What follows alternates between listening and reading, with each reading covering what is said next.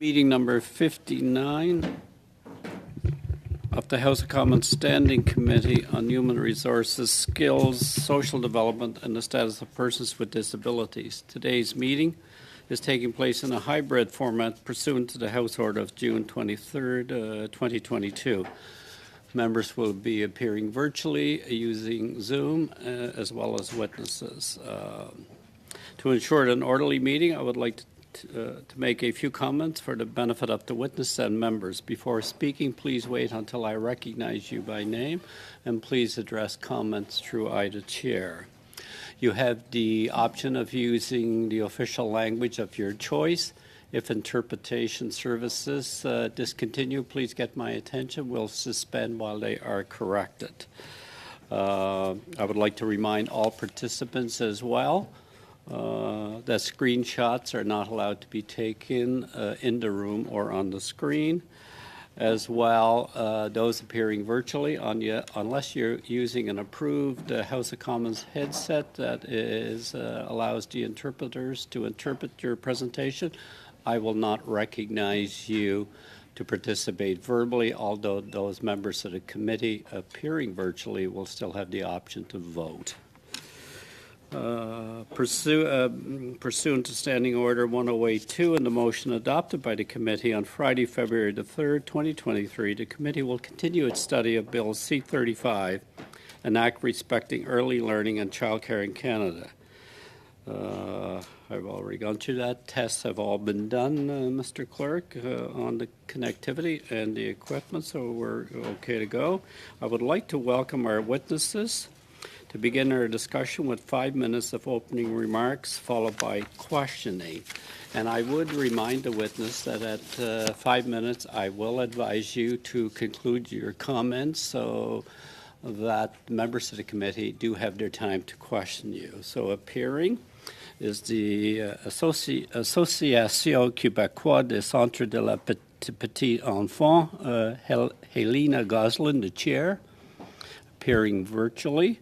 Canadian Labour Congress, B. Burks, the president, by video conference. Vicky Smallman, national director, Human Rights, by video conference. And here in the room with us, Child Care Now, Morna Ballantyne, executive director. So we'll begin with Madame Goslin pour 5 minutes. 5 minutes, please, Ms. Goslin. Thank you very much, Mr. Chairperson. Good afternoon. My name is Hélène Gosselin, President of the Association Québécoise des Centres de la Petite Enfance. As experts in child development, we work with families to fulfill the vision and providing all children aged 0 to 5 with universal access to quality educational childcare services. Representation, outreach and support. We represent the vast majority of regulated and subsidised childcare centres. In 1996, Quebecers were asked to make a considerable effort. It was a time of quote-unquote zero deficits. However, then Premier Lucien Bouchard knew that to achieve his goal, Quebecers would need to be given tools to enable them to participate actively in Quebec's productivity. The rest, well, you know what happened. Today, the pandemic, recent events have served as powerful reminders of the essential character of child educational services. What was considered as nice to have is now considered a must-have. And in the preamble of the bill, there's an acknowledgement of this Quebec experience and of all the longitudinal studies on the positive spin-offs of these measures. And I quote, "The Government of Canada recognises the advantages of early childhood development and care on the development of children, the well-being of families, gender equality, women's rights, their participation in economy, their prosperity, as well as Canada's social infrastructure and its economy. This is an official acknowledgement that is welcome." Moreover, the guiding principles that led to the creation of the Network of Educational Child Care Centres, the CPEs, are affordable, Accessible, inclusive, universal and high-quality services are also included. Our focus here is on the principle of quality. Why do we want quality services? It's far more than about work-life balance. Looking after toddlers, it's not just about making sure they're looked after and safe.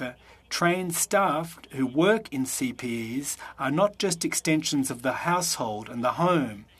This is social fabric that allows families and children to recognise their full potential. Oftentimes it's about overcoming language delays, for example. It also allows families to break the cycle of poverty. There are so many examples coming from testimony to this effect, but all of this has an impact on our society.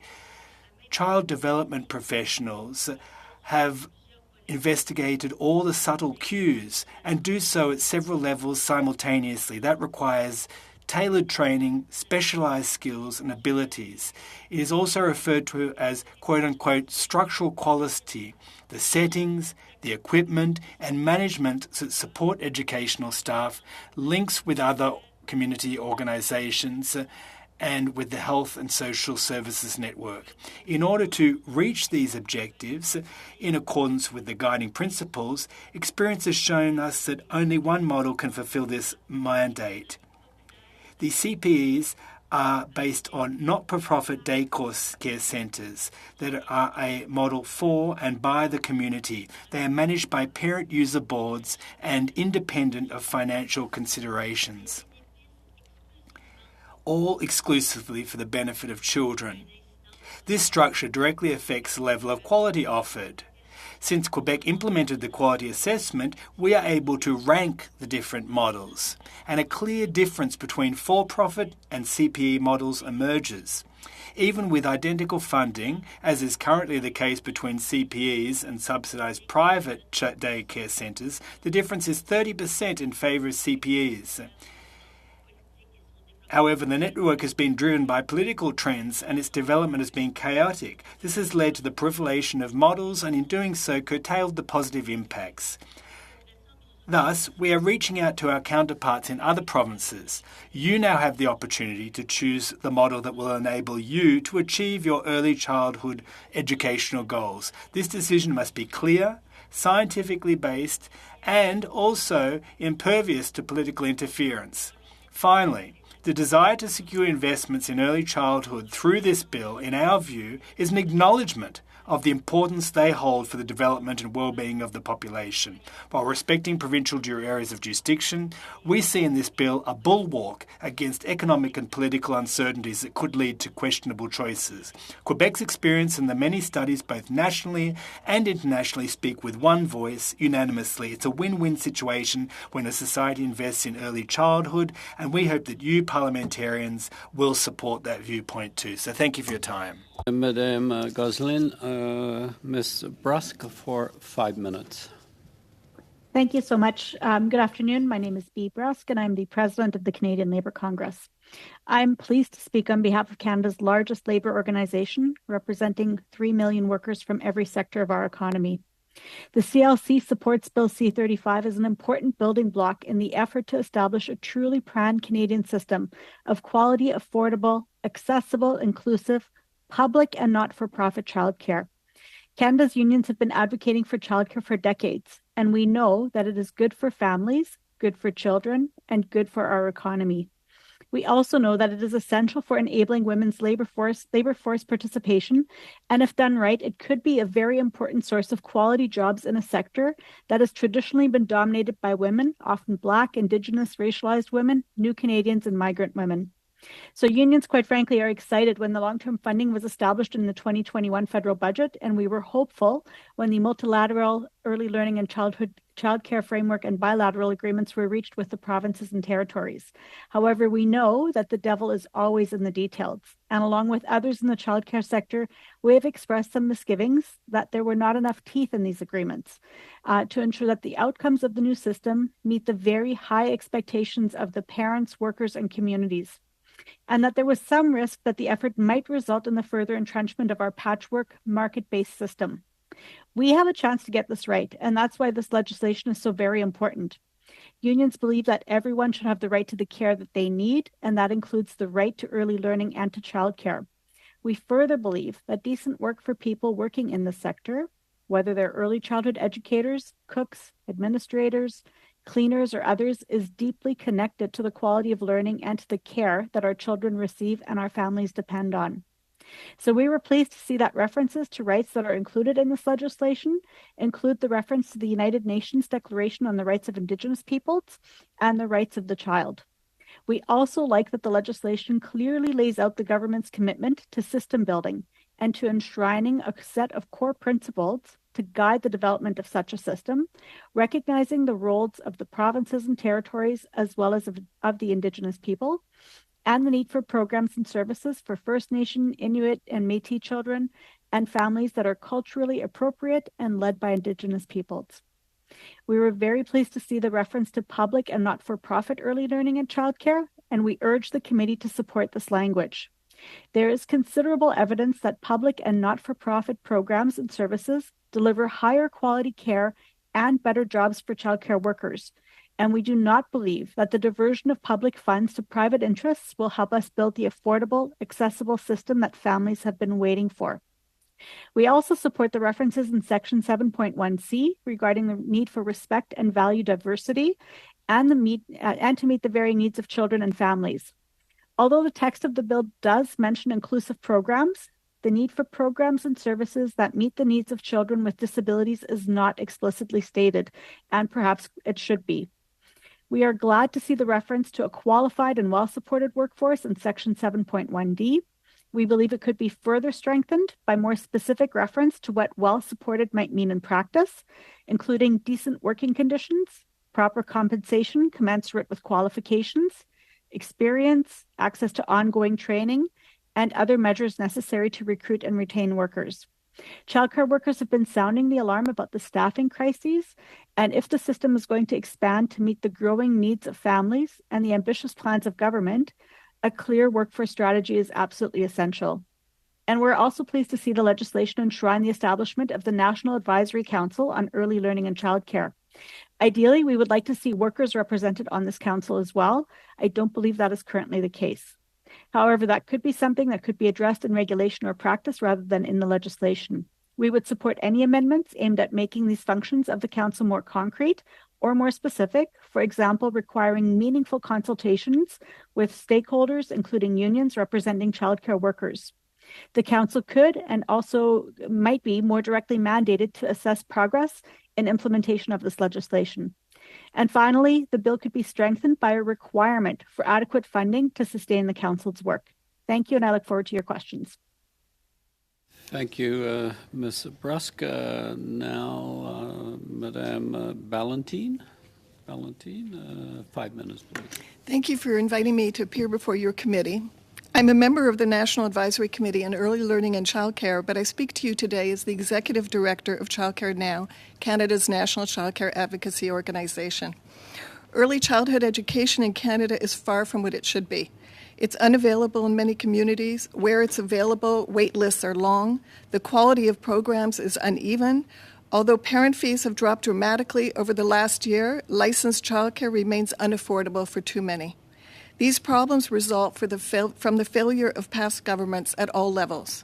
For too long, they refused responsibility for the provision of early learning and childcare, relying instead on private individuals and organizations to set up programs, either on a for-profit or a not-for-profit basis. This has meant unplanned, uneven, and undersupply. Also, for far too long, inadequate public funding has forced service providers to charge high service fees, putting licensed childcare out of the financial reach of most families. At the same time, the parent fee revenue collected has never been sufficient to properly compensate educators for their work and to ensure decent working and learning conditions. This is why the childcare sector has suffered from a perpetual problem of high staff turnover, and it's why it's so difficult to recruit educators to the sector, especially graduates from early childhood education programs. Almost always, governments have responded to these problems ineffectively through short-term patchwork solutions such as salary top-ups, subsidies for some parents, and inadequate operating grants of various kinds. Childcare advocates in Canada cheered when the Government of Canada proposed in Budget 2021 to spend just under $30 billion over 5 years to transform early learning and childcare. We celebrated the funding agreements with the provinces and territories, and we welcome Bill C-35 because it affirms the federal government's long-term commitment to fund early learning and childcare and to establish with the provinces and territories systems that could eventually realize every child's right to quality early childhood education. Going by the experience of other countries, it will take many years to reach the goal declared in Section 6A of Bill C-35 of a Canada-wide early learning and childcare system that gives all families access to affordable, inclusive, high-quality early learning and childcare programs regardless of where they live. It will take time, and it will take spending federal money in the right way on the right things. That's why in our written submission, we propose ways to strengthen the principles in Section 7 of Bill C-35 that are intended to guide federal investments. It's why we also suggest ways to strengthen the accountability mechanisms in the bill. Unfortunately, I don't have time in my 5 minutes to expand on our proposed changes, but I do want to take my last minute to emphasize what we don't want changed. We agree fully with the language in Section 7A that supports the expansion of early learning and childcare operated on a public and not-for-profit basis. It is consistent with the Canada-wide early learning and childcare funding agreements agreed to by every province and territory, and it fulfills the promise made in the 2021 budget, which was adopted by Parliament. Federal public funds should be directed to expanding the provision of high-quality early learning and childcare, not to expanding opportunities to make private profit or increase the equity of privately held real estate and other business assets. Also, evidence from Canada and internationally tells us that not-for-profit and public early learning and childcare providers are generally of higher quality and more reliable, and that public and not-for-profit childcare systems are better at serving low-income families. Thank you, and I look forward to your questions. Thank you, Ms. Ballantyne. Got it right this time, my apology. We'll now open the floor for discussion with Ms. Ferrari for 6 minutes, please. Thank you, Mr. Chair, and thank you to all of our witnesses for being here today. Ms. Ballantyne, thank you for being here. I know you've worked in this field for a long time, and I know you've pointed out a lot of issues we have in childcare. And I guess, you know, right off the bat, we just don't have the accessibility, right? We don't have access. We have so many people still waiting to access it, as you outlined. I'm asking, I guess, if you're open to the idea that, do you think that all sectors, specifically those who meet the provincial and territorial standards, regardless of business model, have a role to play in providing high-quality, accessible childcare for Canada? The position of our organization is that existing for-profit providers, and I assume that this is what you're getting at, but licensed. We don't support the expansion of public support for unlicensed childcare, but we do support that existing for-profit providers should be able to access the federal funding. We don't think that the federal funding should be used to expand the for-profit sector. And in this way, we would both recognize the contribution that has been made by those who have established themselves as providers, but move towards the aim of a primarily not-for-profit and public system, which is particularly important as public funding for the system increases. With the reduction in parent fees and the replacement of parent fee income with public funds, we're seeing a system that will be almost totally publicly funded. So we want to make sure now that those public funds go towards every dollar that's possible to go towards expanding the provision of services, not to profit. Thank you for that. I guess I think if we want to close the gap, because the demand has increased, right? I mean, it's obviously going to increase tremendously with the affordability piece, but what's still missing is the accessibility piece. And based on the numbers, that you know, there's no way to close the gap without incentivizing all forms of quality, licensed or standardized care, care that meets the standards of the province and territory. Do you think that would be a good amendment to include so that we can meet the need of families across Canada? So we fully support increasing access through the expansion of licensed childcare. But I would disagree with your premise that it's not possible to make licensed childcare accessible to all without resorting to funding a for-profit sector. We know from other countries that, in fact, it is very possible to achieve a universal childcare system of very high quality exclusively through expanding in a very deliberate and conscious way the provision of not-for-profit and public childcare. Thank you. And I would strongly disagree because right now we have 200,000 children just in Ontario alone who are on that wait list. And if I could turn it over to Ms. Goslin, you know, I think the Quebec model is a wonderful way for us to understand what we can do better moving forward. And Ms. Goslin, there are still 70,000 children on a waiting list to access childcare. What can we do with this bill to ensure that we don't have that same wait list so that people are left out in the cold to access to quality, affordable childcare? That's to you, Ms. Goslin. Parfait, merci. Thank you for the question. In Quebec, waiting lists are indeed very long because for several years there were no new developments. So had there not been this freeze on development and we continued to develop the services instead of endure cutbacks to those services, we could have met demand far sooner and avoided these wait lists.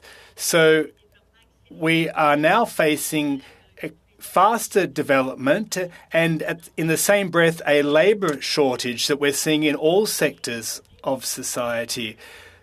We can provide a wealth of services and Quebec has clearly demonstrated this. We are fast-tracking our development. The CPEs are part and parcel of those endeavours and we're seeing a fast-tracking of this through Quebec legislation with high-quality standards in order to make more headway and offer spots for children who are languishing on these wait lists. But the family policy is now well entrenched in Quebec and unfortunately, however, since 1998, there was a period where things didn't advance quickly, unfortunately. Thank you so much for that. I think what we want here is to do what a lot of us have said, like to make this as nonpartisan as possible. Childcare shouldn't be a partisan issue. We want access, and that is the pillars of this bill. And I'm still not seeing the data. I mean, if we look at these messages, even after school care, my daughter has been on a wait list for almost 3 years, and we still haven't gotten a space yet. Another message from Katie, my son has been on a wait list for 2.5 years. I guess what I'm asking for is how do we incentivize and not divide, and this is to you, Ms. Ballantyne, how do we not divide the two sectors because they're both very important in providing that quality childcare and access that we desperately need to reduce these wait lists? A very short answer. Well, we certainly don't want to decrease access. We want to try to maintain the current supply and expand on it. But when we're looking at how we expand, we have to think about what are the strategies that are going to work. And in the past, what governments have done is exactly what you're proposing to do, to hope that individuals would be insensitized primarily through the profit motive to set up shop.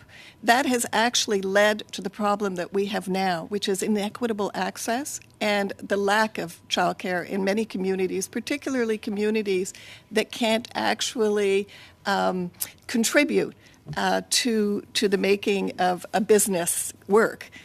Particularly their profits. So much better to put the public money into expanding a public and not-for-profit system and to do it in a planned and deliberate way to address the access issue. Madame Sachs, pour assist. 6 minutes. Thank you, Mr. Chairperson, and thank you to all of our witnesses in attendance today. I'll expand on where you got cut short on time, because there is a lot of concern about how we balance out the demand of spaces, and I'd like to talk about the importance of nonprofit care. You alluded to in your opening remarks about the evidence of systems that are built on a nonprofit model, and I'd like to give you the opportunity to expand on that a little bit. Well, I think the other witness from Quebec is probably, in her testimony, gave a very good example of what happens, because in Quebec, we actually have two systems. We have a government-supported not-for-profit system. We actually have three systems: a government-supported for-profit sector, and then we have a private system that is supported through tax credits, giving money directly to parents. And what we know from the evidence of research that's been done, is the quality is best in the subsidized not-for-profit sectors, what's known as the centre petite enfance. And that as the other witness said, it's not even just a question of funding, because even where the funding is the same, the for-profit subsidized and the centre petite enfance, the quality is better.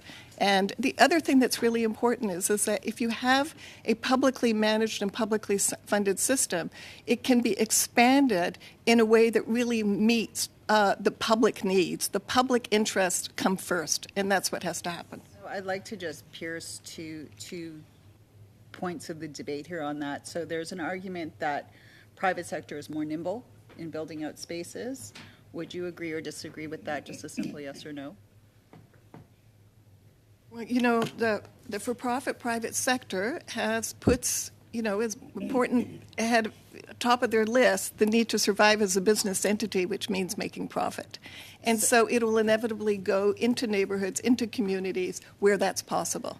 So, and just the second question, in terms of quality of care in the for-profit sector, there are some that say that the for-profit can offer high-quality care, unique services, specific arts-based or so on and so forth. I know in my riding of York Centre, the Jewish community has a wonderful not-for-profit daycare that's actually inclusive to the entire community, regardless of religion or background.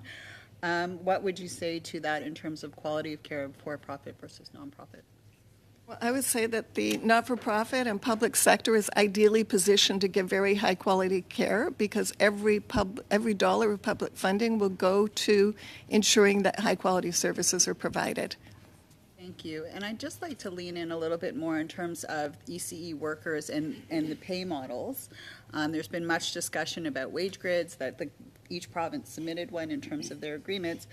And this is sort of the last piercing of the debate of that ECEs in the for-profit sector would be paid better, or there would be a wage respect that currently there's much advocacy on that in terms of enhancing the wages of ECEs. But does the evidence show that a for-profit would pay better than the not-for-profits, or the inverse? Well, this is my opportunity to reinforce that we need a lot more data. But the research that we have suggests that, in fact, wages on average are poorer in the for-profit sector. And I would also let you know that parent fees are higher. Thank you for that. And just moving along in terms of what we do have a lot of research on primarily from Quebec, and I had the privilege of visiting the team through Saint-Justin when I was in Montreal earlier this year, about development outcomes in terms of a nonprofit and accessible and inclusive system. And I'm wondering if you could weigh in with me a little bit on the not-for-profit model as in terms of children development outcomes, and where the data is from the models that we do have, both here and in Canada and abroad. Again, I'm not allowed, I don't know if I'm allowed to do this, but I would really encourage Madame Gasselin to also answer this question. But sure, sir. But what we know is the development outcomes are always better when the quality is higher. We also know that the working conditions and learning conditions contribute to high quality. So if you have good working conditions, you have good compensation systems in place, then the outcomes will be better development, and that's a result of the programs will be of higher quality. Jocelyn, s'il vous plaît. Ms. Jocelyn, please.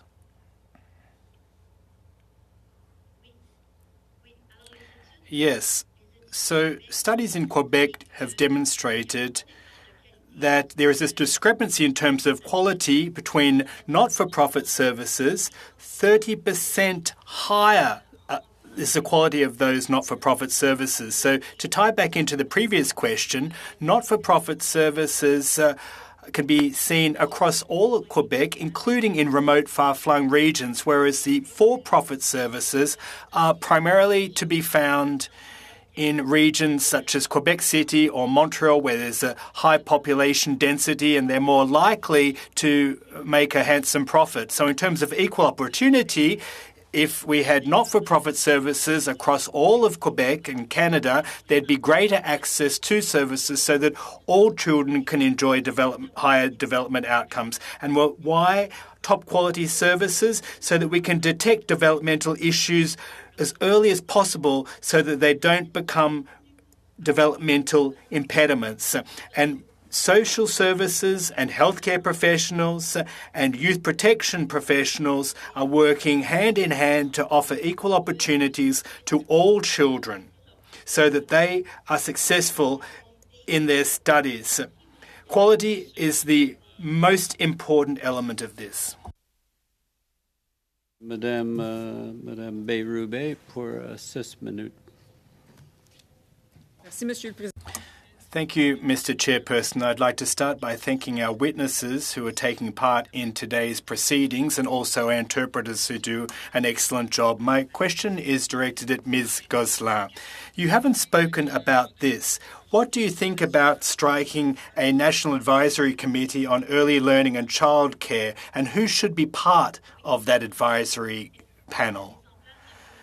Well, striking such a panel is a good idea, a good tool to ensure that this bill is properly implemented. Who should be a member? Well, representative and advocacy organisations from each and every province, and crucially, researchers across many fields to ensure that we enjoy high quality services across all provinces and territories in Canada. That's crucial. So representatives from the various provincial organisations as well as researchers. You also stated that the pandemic and labour shortage brought to bear a fresh idea on how important and crucial childcare services are. Now, economically speaking, it's impossible for women to access the labour market short of that. How does that tie into childhood development outcomes? Well, indeed, we are seeing the fallout from that currently.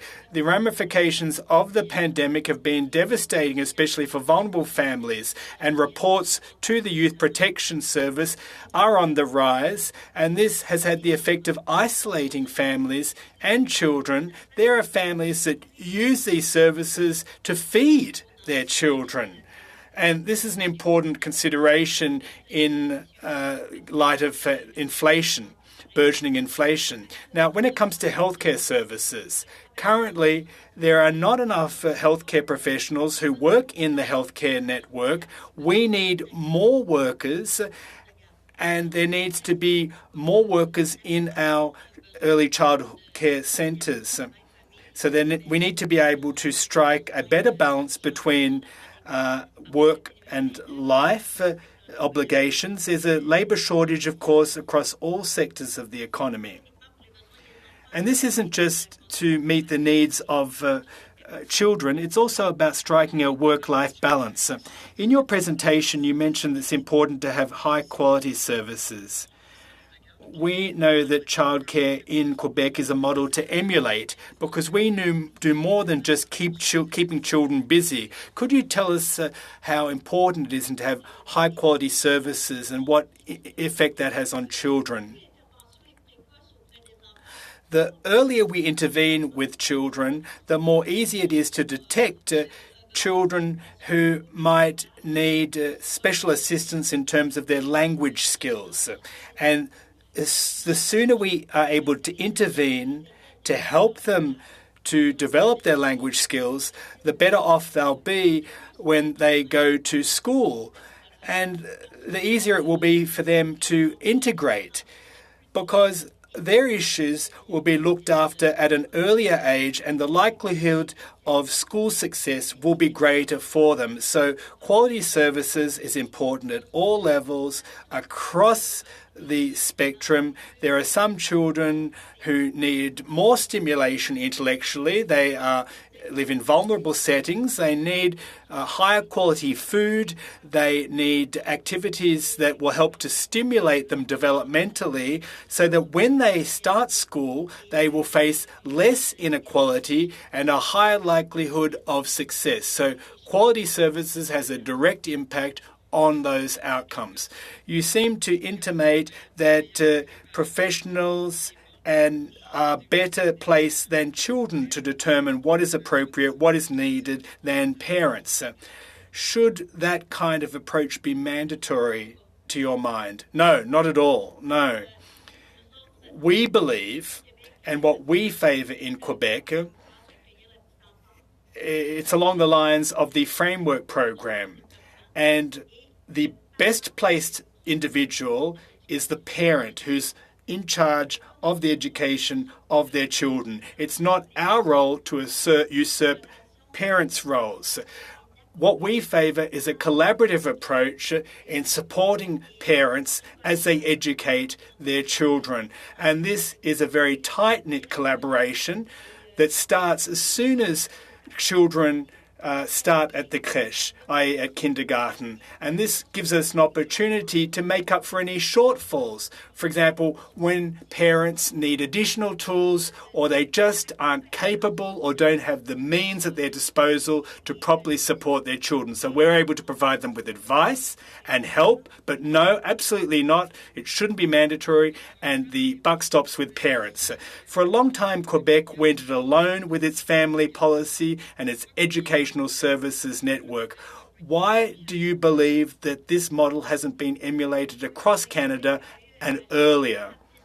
Well, Quebec did pick up the slack very quickly in order to address the gender gap in terms of labour market participation.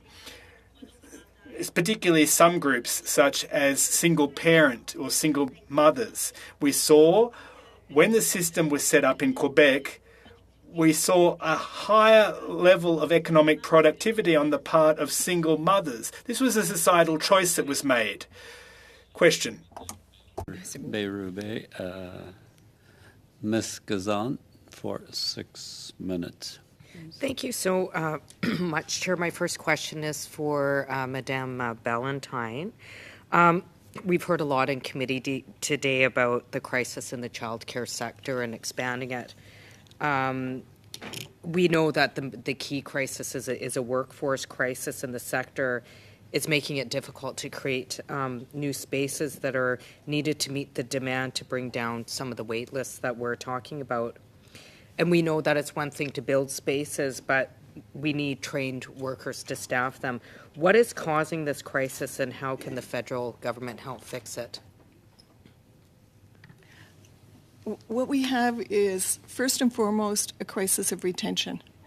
We're unable to retain qualified early childhood educators. They leave most often after 3 years in the workforce, and they do so because the working conditions are so difficult and because the pay is so low. We also have an impossible job trying to recruit educators who are qualified to replace those who are leaving. And it's not actually that they're not qualified educators around who have been trained, who have training. It's that they don't want to work in this sector. They're leaving for higher paid jobs, particularly in the public education system. Well, I appreciate that, and I was actually one of those people myself. Madame Brask, good to see you again, and thank you for your comments around the rights of Indigenous peoples.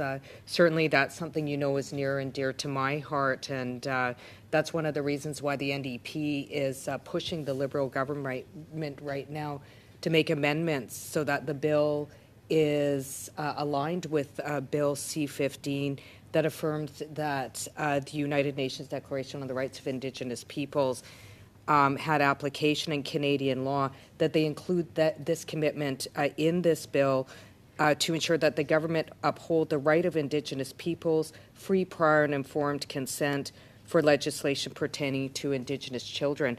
So thank you for that. But I wanted to build on the comments by Madame Ballantyne. We have a workforce crisis.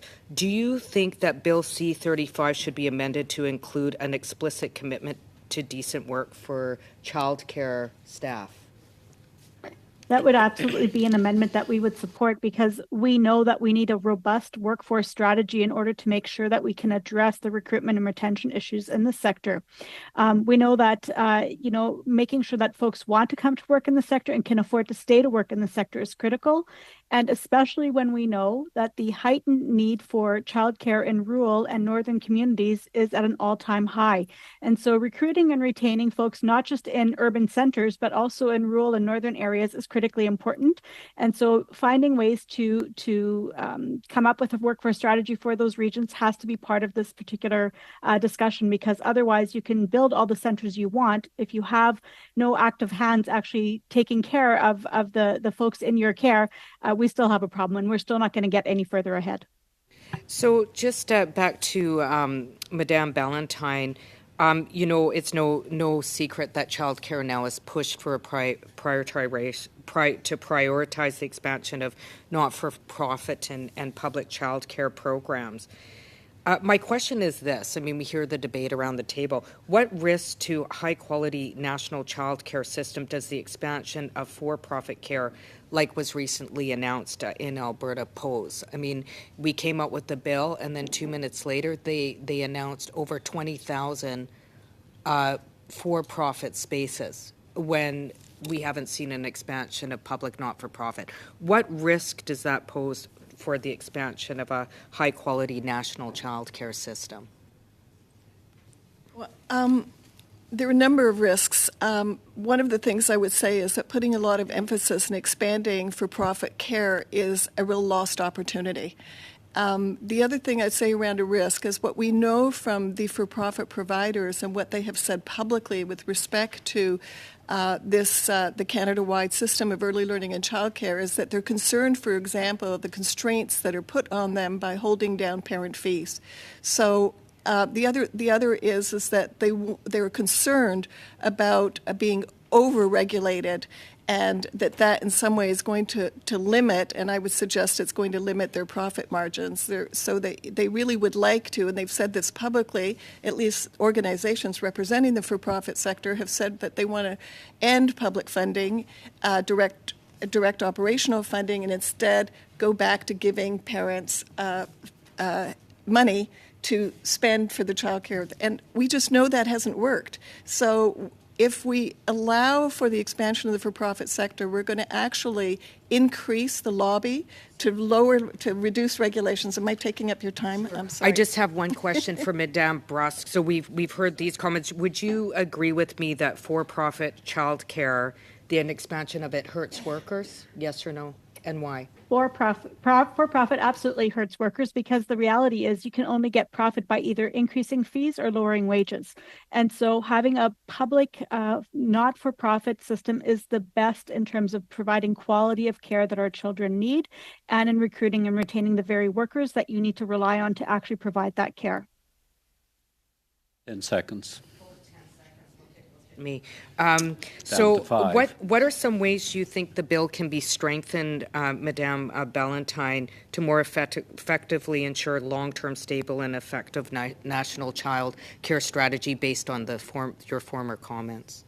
Well, we've set out some very specific recommendations in our written submission. I can't do it in 10 seconds. But essentially, we want to strengthen the guiding principles that would guide federal investments, because that's what this bill is about. And we want to make sure, for example, that federal funds are explicitly go to addressing the workforce crisis, the retention crisis, the recruitment crisis. We also want to strengthen the accountability mechanisms in the bill. And those in the bill revolve around reports from the minister to Parliament. We think Parliament needs to continue to be engaged, and we say both houses of Parliament in this issue, to ensure that the purpose, the declarations, the guiding principles are actually enforced. Thank you, Ms. Kazan. Ms. Falk, 4 or 5 minutes. Thank you very much, Chair. I want to thank our witnesses for their contributions today. As a mother with 4 young children, where childcare is an issue, and I have lived it and not been able to access it, it's very frustrating because I'm just one drop in the bucket of the parents that can't access. And I believe that all parents should have access to affordable, but also high quality childcare. I think that matters as well. And I think that we have to recognize that there is limited access right now. And I believe this bill is picking winners and losers and is going to hinder access even more. I come from a rural community. I represent communities that don't have public, that don't have not-for-profit. So what happens in those situations when they don't have access to funding to expand? Some of these small communities are growing because it's more affordable to live in a smaller community as opposed to an urban city. So what happens to those children and those parents if they already have limited access, but maybe their child care provider in that community or a community over doesn't fall under what the government of the day thinks is important? So, Ms. Ballantyne, I'm just wondering, so in regards to access in communities that I've listed, ones like that don't have public or not-for-profit, is it your suggestion that if there is a private daycare that they be excluded? Well, no, our position is that there's an existing for-profit provider, that for-profit provider should receive federal support to offer the best quality program possible. But we also think that wherever you live in Canada, you should have access to high quality. The evidence tells us that that means a not-for-profit or a public provider. And in fact, it's interesting, this issue about rural access. There are communities, small communities in Alberta, where the only reason families have access is because the municipality has stepped up to provide public childcare of really high quality. So we need to see a lot more than that. So if we need incentives, it's incentives to get public employers, municipalities, and other public entities and the not-for-profit sector to help them make sure that every community is served with the highest quality care. Do you believe that the parent is in the best person to decide for their child what type of care their child is in when they're working or unavailable? It's directed to me. I absolutely think that parents need choice, and that the best way to give parents choice is to increase the supply of high-quality early learning and childcare. And I know we've talked a lot, or heard a lot, I guess, about the labor shortage. Is any of, I've spoken to lots of teachers as well who are finding it difficult, even in classrooms, just with anxiety, depression. A lot of our youth are struggling with mental health, behavior issues, that type of thing. Is any of that in this research that is being referenced, is any of those type of issues that these child care providers are facing reasons that they may be leaving the profession? The evidence suggests that it's really about working conditions, and I would say a lot of what you're talking about speaks to working conditions, learning conditions. It's a very difficult sector to really do your best and have personal safety and mental wellness for sure. And the only way to address that is to actually increase public funding and make sure that the workforce is supported in every way, not just in wages, not just in compensation, but also ensuring good quality working conditions. And one quick thing, Chair. This research and data that you keep referring to, can you please table it for the committee? Sure, absolutely. Wonderful. There's volumes of it, but I will. Thank you.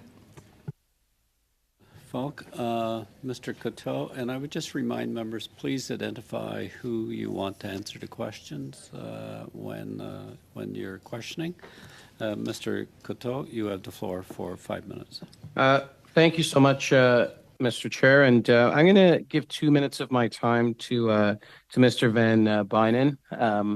I know he has a question, so I'll take the first section and then pass it over.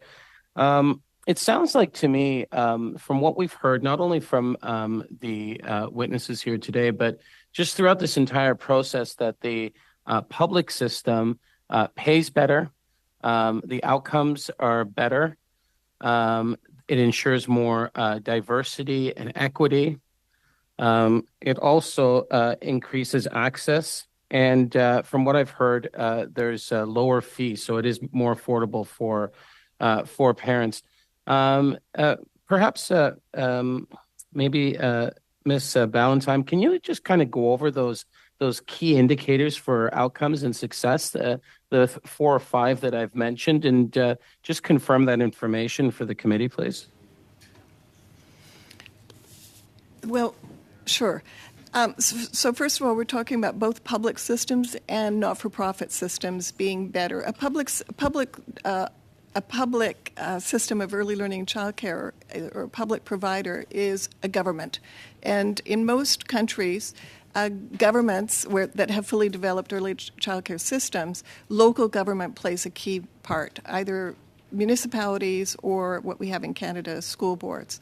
And one of the reasons that they pay higher wages is because they have a more secure base of funding, that public employers have that. The same is true for not-for-profit, but the main difference between not-for-profit and for-profit is we have to look at the budget and see where the money is being spent. And as I said earlier, in a for-profit business, what you're looking at as the bottom line is paying your bills and also ensuring that you end up with a profit. That's why you're in business. And not-for-profit doesn't have that concern. So as a result, not-for-profits tend to spend their money on the delivery of service and in high quality, and that includes ensuring better wages. And they also want to make sure, as part of their not-for-profit mission, and this is true for public employers, that they're accessible. So they do try to keep their fees down. The problem is that neither the for-profit nor the not-for-profit sector can keep fees down if public funding is not sufficient. So that's why we also call for more public funding.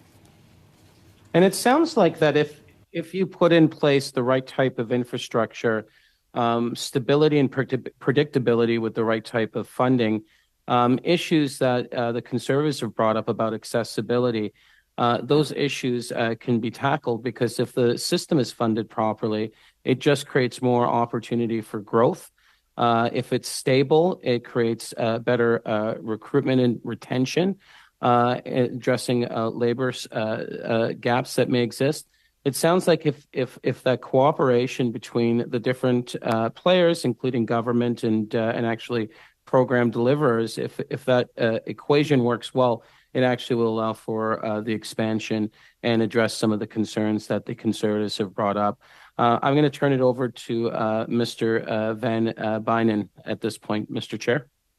He has 1.5 minutes. Mr. Van Bynen. Okay, knowing that, I'm going to ask one quick question of Ms. Burke, and that's simply to ask her to submit what she means by putting more teeth into the legislation. So if you could just provide us with a written commentary. But I do want to go back to Ms. Goslin, and I want to talk about the issue of quality. And you mentioned that there are quality assessments. I'd like to know about the process, the criteria, and the evaluation on these quality assessments. I'd like to know how often they're done. And I'd like to know if there are incentives for compliance or if there are consequences for not meeting the quality standards. And if you don't get enough time to do it, could you submit a brief to do so? 45 seconds for the answer. Ms. Goslin. C'est moi qui réponds en premier. Should I respond first?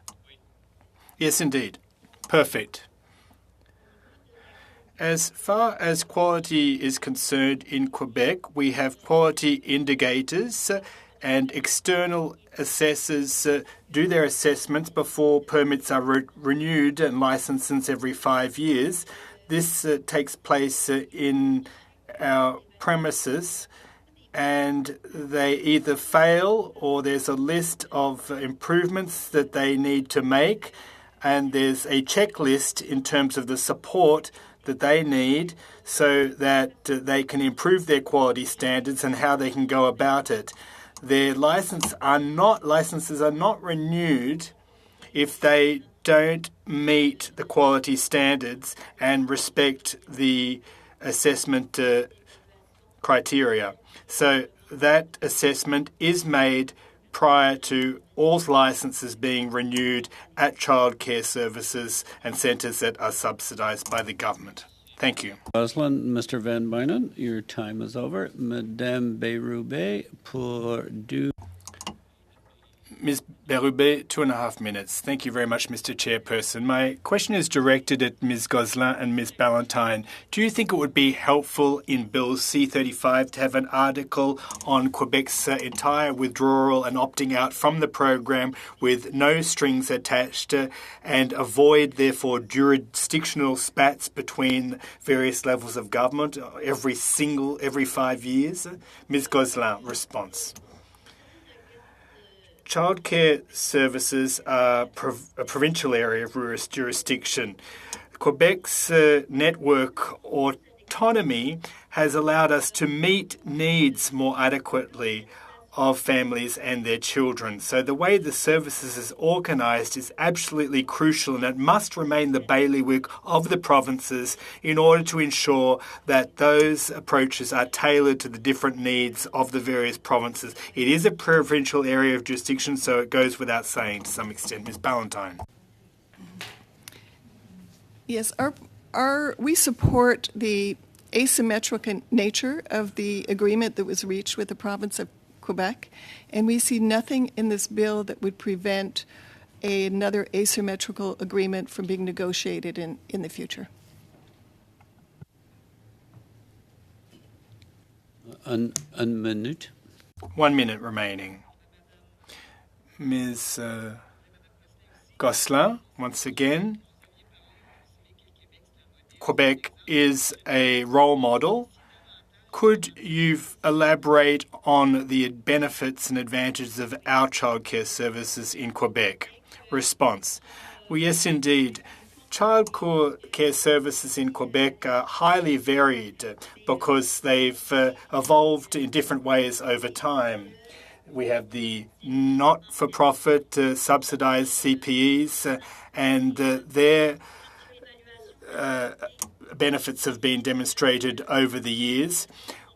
There's no non-compliance when it comes to quality standards and CPEs. They really hit the mark. They're far superior to the for-profit childcare services when you look at the results. Since there are no profits and profits aren't the priority, all the money is funneled back to the children such that even the most vulnerable children are able to thrive and enjoy equal opportunities. So that's a particularity of the Quebec model when it comes to the CPEs. Bérubé and Ms. Gazan for to conclude this round of questioning. Thank you so much. I just want to follow up with you, Madame Brusque. I said, does for-profit childcare hurt workers? And you provided an explanation of why. We know that one of the biggest barriers to recruiting and retaining childcare workers are wages that don't cover the bills. And this is one of the biggest barriers. If we want to talk about wait lists, we can't talk about wait lists without talking about workers. What should the federal government be doing to address this worker shortage? Well, as I noted earlier, we really need, as part of this planning, a robust workforce strategy that sets out prevailing wages in the various different areas across Canada, that sets out educational opportunities for workers to maintain their accreditation and to continuously have upgrading that benefits children, of course, as well. And we need to really look at strategies to make sure that we provide those spots in rural and northern communities. And that might mean some additional supports that workers might need in those communities to either relocate to those communities or to be able to stay in those communities and to find housing and to afford to live in those communities as well. So it has to be a broad-based approach, and there's a number of nuances, and we'd be happy to provide some additional details on what we believe would be contained within a very robust workforce strategy. Yes, we need if the you very could, workers that are providing that care to be able to afford that care as well for their families. If you could provide that information to committee, that would be wonderful. Is there anything you'd like to add, Madame Ballantyne? On this question, the only thing I would add is that it would be very helpful to have a national workforce strategy with respect to early learning and childcare, that it would be, of course, important for every province and every territory to have a strategy, but it would be supported, one that is supported through federal funding, and also to ensure that best practice in one province can be applied to another where appropriate. Thank you very much. 30 seconds. Okay. Just building on that, I'm pretty efficient today. But are there any ways you feel the bill could be strengthened? I know I asked that before, to improve, any ways the bill could be strengthened.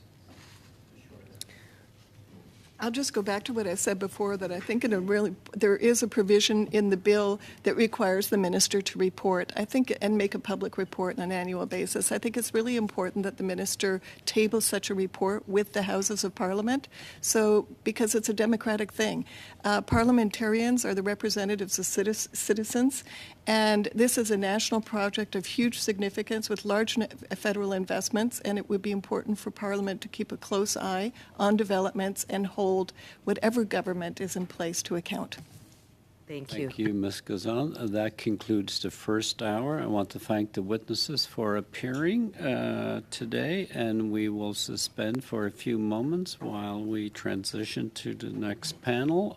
So if we get 3 minutes, we'll suspend for 3 minutes.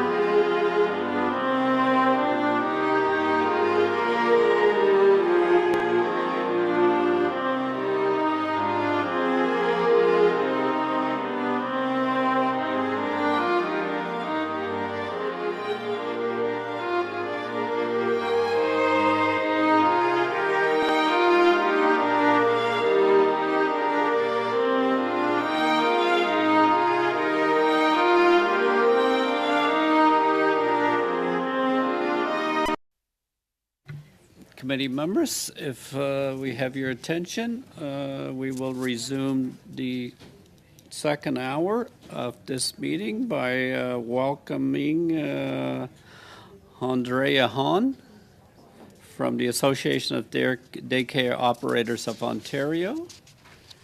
We have Marta Friendly from the Child Care Resource and Research Unit, and Maureen Ferris from the Strath-McLean Child Care Center. We will begin. I don't have it in here.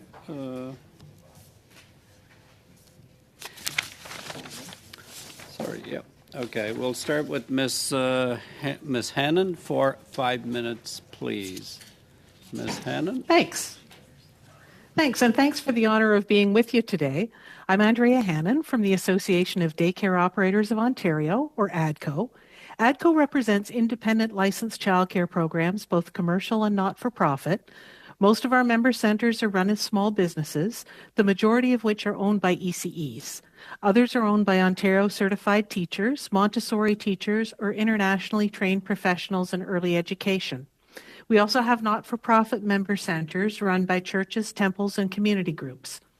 In Ontario, there are only enough licensed spaces to support about 25% of children under 5, so ADCO shares your goals of expanding access, making care more affordable, and ensuring it's of high quality. So far, we've heard a lot about the aspirations the government has for the Canada-wide Early Learning and Childcare Program, or CWELC. We haven't heard much about the challenges facing it, though. ADCO is suggesting amendments that could help prevent these challenges from becoming systemic barriers to the program's success. We need to keep in mind that although the federal government helps fund it, childcare is a provincial responsibility. All Canadian provinces have well-established, highly regulated childcare systems supported in part by provincial tax revenues, and within each province there's an existing network of licensed spaces. Already, half of Canadian provinces have had to amend their CWELC agreements. Staffing shortages are a big part of this, and few provinces can run their existing systems at full capacity. In Ontario, many centres have closed entire rooms or shortened their hours because there aren't enough staff. It's not just about wages and working conditions, although both are really important. It's that we can't pull ECEs out of thin air. Provinces can expand ECE diploma programs or work with the federal government to recruit more childcare professionals from abroad, but that can take years and families can't wait that long. Families are eager for $10 a day childcare, but there aren't enough spaces to accommodate them. Staffing shortages will make it hard to expand the sector fast enough to meet the needs of a growing population. To address this, ADCO is suggesting changes to the bill to reflect the fact that families use a variety of childcare solutions. Rather than trying to create a single funded solution that may not currently be available, the CWELC could simply focus on supporting families. The bill could allow provinces to offer families more flexible funding that follows the child. This approach would not only help more families access care now, it would reduce the administrative burden on licensees, giving them more time to focus on the children. ADCO is deeply concerned that many of Canada's existing centres could be at risk of closure because they fall outside of the bill's preferred model. They aren't in the public or not-for-profit spheres, yet they're highly regulated for quality. While many of these centres are covered by the current CWELC agreements, the language of the bill could make continuing to fund these centres difficult or impossible once the current agreements expire. Section 7A of the bill needs to be amended to include all licensed childcare. This is a matter of practicality because the last thing anybody wants is for Canadians to wind up with fewer licensed spaces as a result of the government passing this bill. The committee has heard a lot about the differences between not-for-profit care and care provided by centres run as small businesses or larger companies. But within each province, all licensed childcare programs are bound by law to adhere to the same standards of quality, no matter what their incorporated auspice is. To suggest that there's a difference is to malign the hard work of the provincial inspection officials who devote themselves to ensuring that all regulated programs are delivering quality care. My last point is about the costs associated with the bill being so specific about the types of care to be funded. It takes a tremendous amount of new government bureaucracy to try and transition Canada's existing systems to the single model proposed in the bill. While some people worry that taxpayer dollars could wind up funding undue profits, the bigger risk may be the creation of a program that delivers more government bureaucracy than actual childcare. In closing, I'd like to thank the committee for its work. I would also ask that you consider the amendments that ADCO and others have put forward to broaden the focus of the bill to support all families and all childcare programs. Families are and always will be in the best position to know what will work best for their children. Thanks. Ms. Henin, now Ms. Friendly for 5 minutes, please.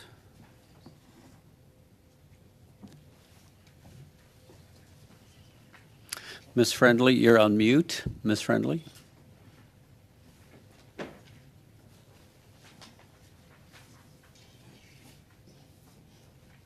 Okay. Okay. Okay. Can you hear me now? Yes, I can. Begin. Hello, I'm Martha Friendly. I'm the Executive Director of the Child Care Resource and Research Unit called CRRU. And I think you have my written brief, which I submitted to the clerk. So I'm just going to speak for 5 minutes. It's going to be a small summary of that.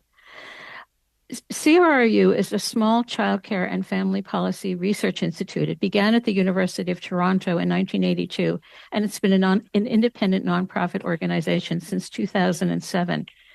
I myself have been a policy researcher on child care for almost 50 years. I've written many papers, reports, popular articles, and several books. I've worked on child care internationally. I've been a member of various government expert groups. One of the main ideas that has guided CRRU's work is the idea that good policymaking needs a solid foundation of good evidence. That's been one of our guiding principles. Since the earliest days, CRRU has urged governments at all levels to work together to establish an early learning and childcare system based on the premise that childcare is a public good. Thus, we've applauded the introduction of the Canada-wide Early Learning and Childcare Plan, CWELC, but continue to point out ways that its implementation can be strengthened. We all know that quality childcare for all is essential in a 21st century society, but how it's set up and designed is especially and critically important. Why? Because a well-designed childcare system can meet multiple goals at the same time. But a childcare market with childcare deserts or poor quality services does not deliver the same results. Bill C-35 is a key component as Canada begins to build its childcare system.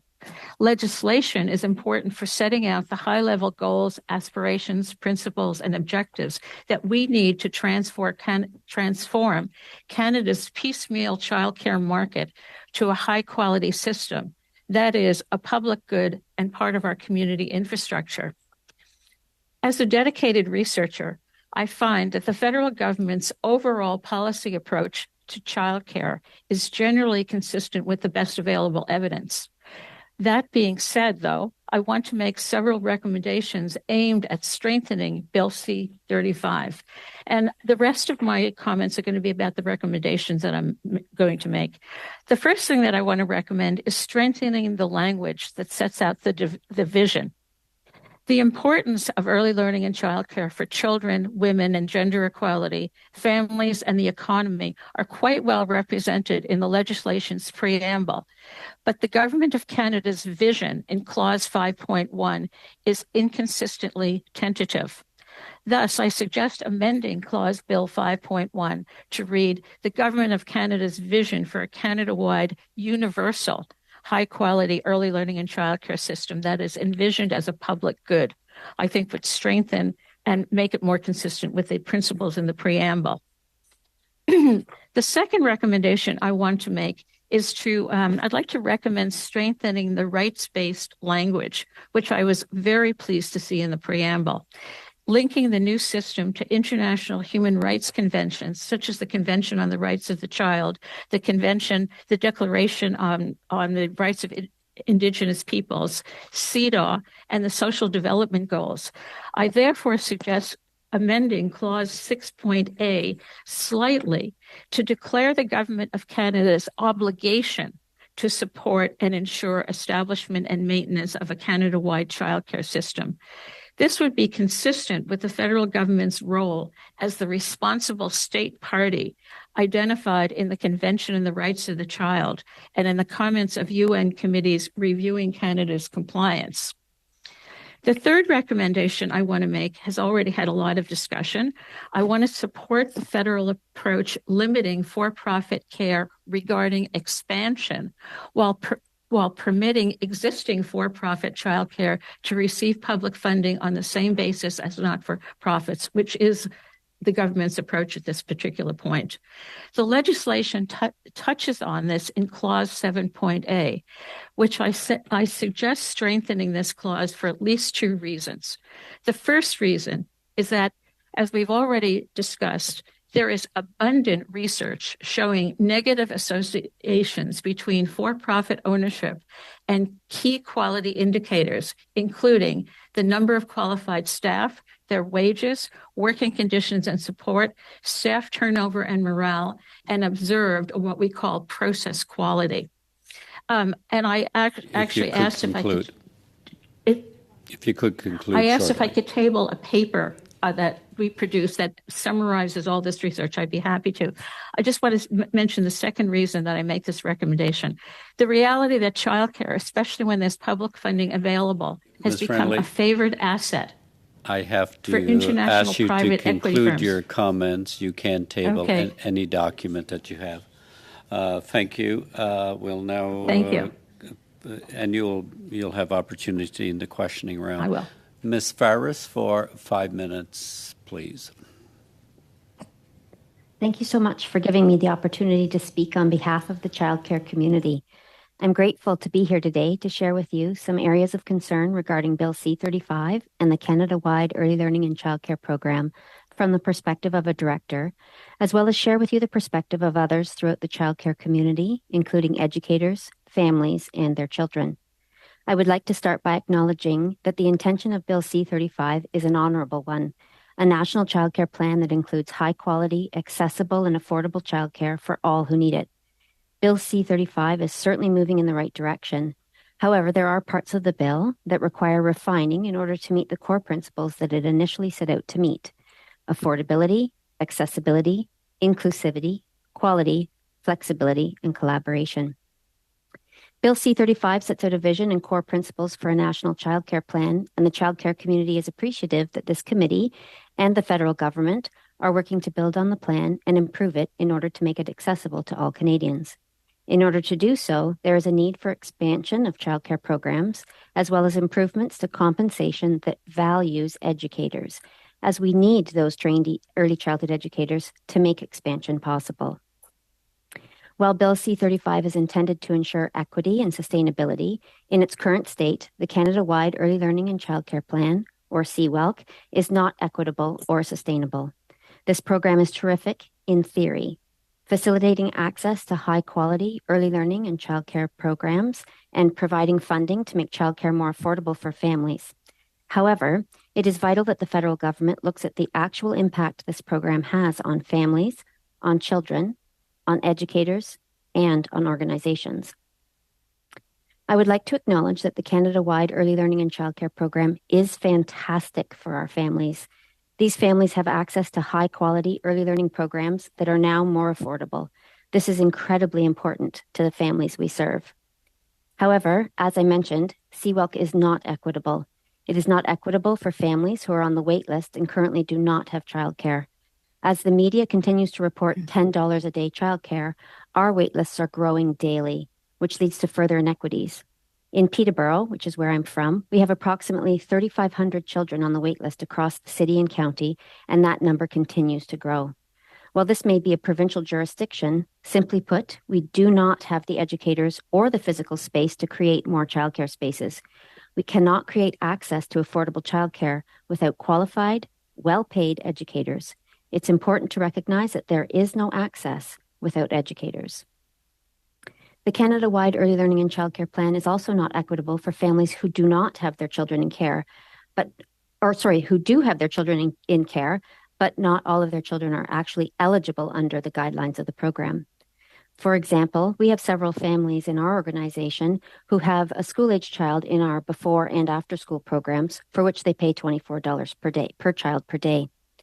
These children have siblings in our preschool program, for which the family pays $19.85 per child per day. The children in our before and after school programs are there for a maximum of 4 hours of care. The children in our preschool program are there for up to 10 hours of care and receive all the associated education, outdoor programming, as well as 2 snacks and a hot lunch daily. As you can see, the families pay significantly more for less programming and fewer hours of care for their school-age child. Where is the equity in that?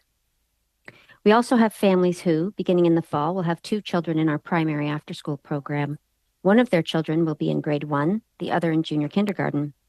The JK child is eligible for the CWELC fee reduction, whereas the child in grade 1 will not be eligible. As a result, these families will pay $17 for the child that is not eligible for a fee reduction, but only $12 for the child that is eligible.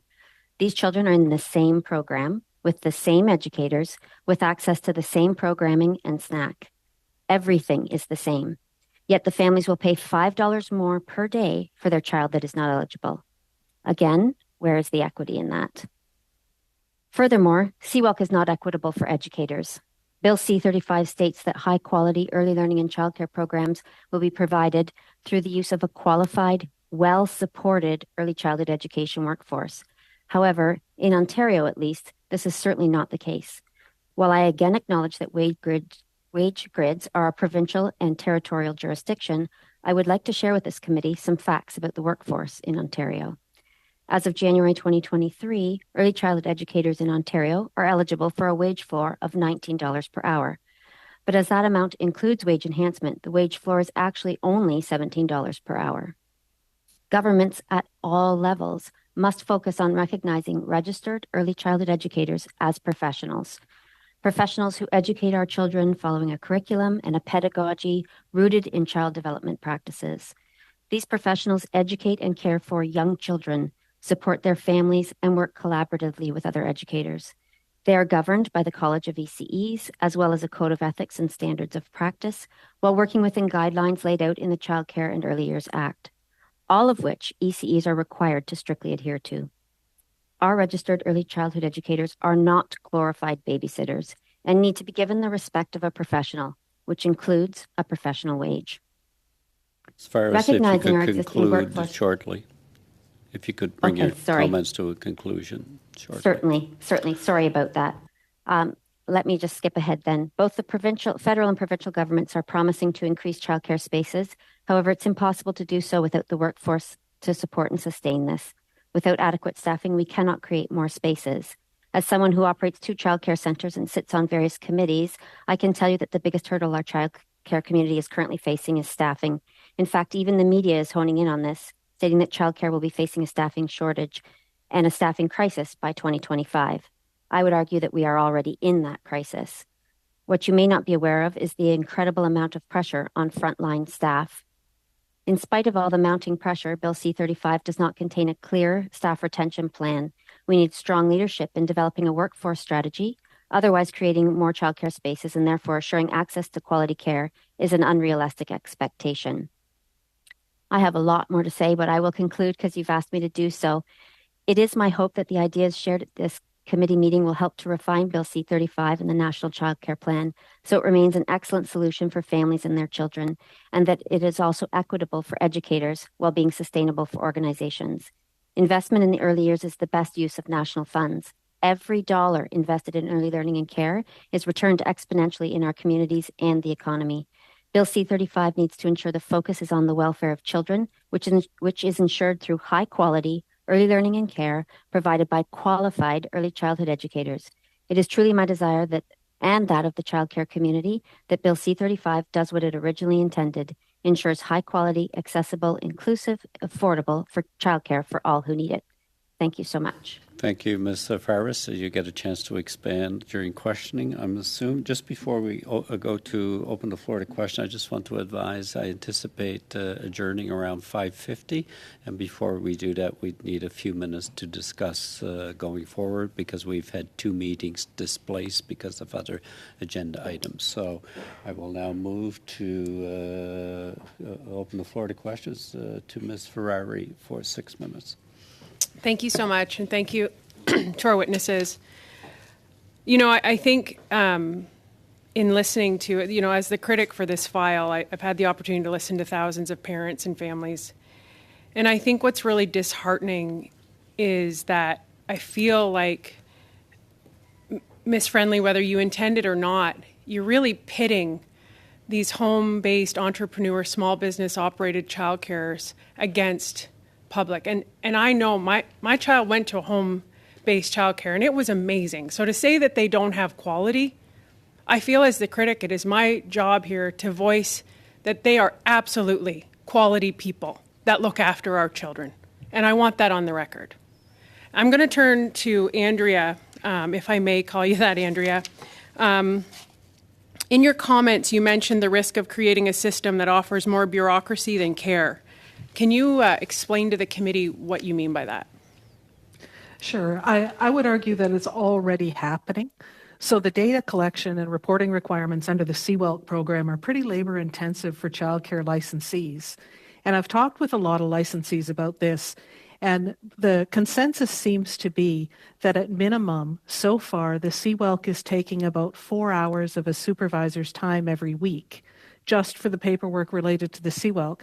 So that's over 200 hours per year that could have been used to help support frontline staff or work directly with the children.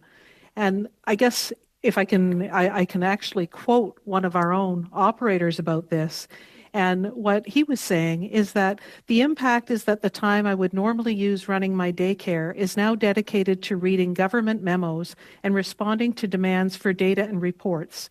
It used to be that I would get emails from my staff with room inspections, playground inspections, and so on, and I would either send them a quick note to thank them for keeping up the quality or stop by their work areas to go over any issues they may be having. Now I can't do that. I don't have the time. I'm stuck in the office rather than interacting with staff and families and being able to monitor quality and equipment needs. Thank you. Thank you for that. And I think, you know, it does take a village to raise a child, as we've said multiple times. And I think it is all hands on deck that we need here to work together. The CBC recently reported 16,000 kids, the YMCA, 16,000 kids are enrolled in its 35,000 licensed spaces. That means there are 19,000 kids who don't get access to care in the YMCA of the GTA. Every new center that opens or gets renovations money to create more spaces seem to be sitting empty or not sitting at capacity. Do you think the quality is going to be compromised in combination with what Andrea has just told us of you know, making this bureaucratic? And I would like to direct this to Ms. Ferris.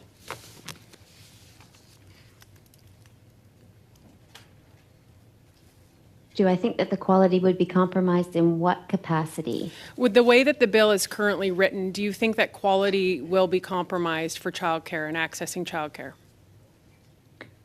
I genuinely worry about the ability to provide quality care if we don't have the workforce to support and sustain it. And I keep coming back to, in all my commentary on this, is it's all about the workforce. And currently we are in a staffing crisis. We have an incredible shortage of staff in the area, and that's why we can't create spaces either. So yes, I do worry about the impact on the quality if we can't get the staff that we need to support these programs. Thank you. Andrea, if I can go back to you, could you give an example, or is there an example of another time in a government program designed to increase access to childcare has actually resulted in center closures? Yeah, actually, I would say that happened when the province of Ontario rolled out its government-run full-day kindergarten program in public schools, so FDK. So prior to that, a lot of Ontario families relied on licensed childcare centres to provide kindergarten programming. And in the first 5 years of the full day kindergarten rollout, which moved a lot of the kindergarten programming into public schools, Ontario lost more than 1,000 licensed childcare centers. And those centers provided childcare spaces not just for kindergarten age children, but children in all age groups. And it seemed like that smaller not-for-profit centers were actually the hardest hit by that. Thank you so much, Andrea. And to Ms. Ferris, do you feel that the way the Bill C-35 is currently written, that it could create a two-tiered system of childcare, because basically those who are lucky enough or have won the lottery have a spot, but for those who are waiting do not? Yes, I definitely do have concerns that that exact system could happen. As I've mentioned, there are so many children who sit on the wait list and do not have a space. And there are operators who have chosen not to opt into CWELC and can therefore provide or offer spaces to those families. And yes, that would absolutely create a two-tiered system. Children or families who could afford to pay for more expensive care would be able to do so, and families that can't may get substandard care, unfortunately. I do feel that this bill has the opportunity, though, to support the not-for-profit sector in securing and building better spaces. Thank you so much. I guess quick yes or no answer to all three of you. You can just shake your head yes or no, I guess. Were you all consulted by the government in sort of how to improve or create a national workforce strategy to meet the demand of the labor crisis in early childhood educators? No? None? All, just for the record, none of them are saying yes. Thank you. Thank you, Ms. Ferrari. Mr. Collins, for 6 minutes, please. Yeah, thanks, Mr. Chairman, and thanks to all the witnesses for appearing today. I've had the opportunity to meet with nonprofit care providers in Hamilton, and I've also had the opportunity to read some recent information that was provided at my former place of work at the City of Hamilton, as it relates to the progress that we're making parochially in the City of Hamilton. And I can say that the legislation to date has been a game changer for us in my neck of the woods. We're seeing 200 to 300 spaces a year that will be created over the next number of years. We've seen families receive reductions in their fees in the thousands and thousands of dollars. But I do have some concerns that I want to raise today, and it's really about the implementation and the service delivery and how the province is either helping or not helping as it relates to many of the issues that have been raised by witnesses. First and foremost, maybe I'll turn to Ms. Friendly as it relates to the nonprofit versus profit scenario that's been talked about. That was highlighted today and certainly in our past meetings with other witnesses. And I heard something today, and I had to scratch my head on this one, and that was just if somebody has a license, a government license, then it must be true that they're providing the same level of service across the board, whether they're a for-profit or not-for-profit. I've been an elected official for a long time. I would point to the long-term care, the provision of long-term care services in the province of Ontario as an example as to just because you have a license doesn't mean you're doing it properly. And it doesn't mean that there's the same level of service and outcomes. And so can I ask your opinion as it relates to some of the comments that were made previously as it relates to the provision of services in the not-for-profit and the outcomes versus those in the private sector? Ms. Friendly, you're on mute.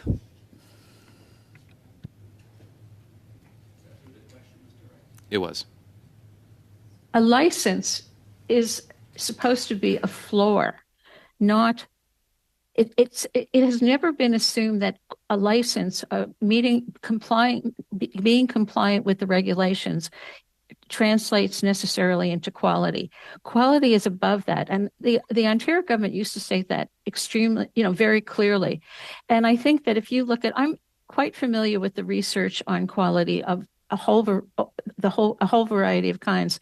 So it is true that licensed childcare centers actually have variable quality, even if they're licensed. So that I think you have to dispel that myth. A license is not the same as quality. The thing is that the issue of for-profit and nonprofit childcare has been with us in Canada as long as I can remember. And I've been working on childcare since the 1970s. And the discussion is always the same. So putting that aside, it is definitely clear that the motivation to make a profit, which is usually the objective of a business. And here, I don't want to, this is not to say anything about anybody on the panel here, because I've never seen your centers, Maureen. But in general, in research, in a wide number of areas, for-profit childcare is not as good quality as nonprofit and public childcare. And a lot of it would have to do with the need to make a profit.